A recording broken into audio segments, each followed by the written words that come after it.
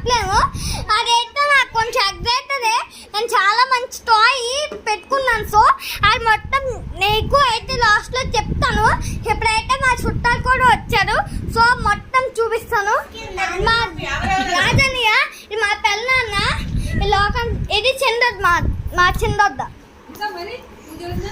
ఆ పూజ ఉన్నాను. ఇది ఇది వీళ్ళు చుట్టాలు అది మొత్తం లాస్ట్లో మొత్తం ఎక్స్ప్లెయిన్ లాస్ట్లో చెప్తాను.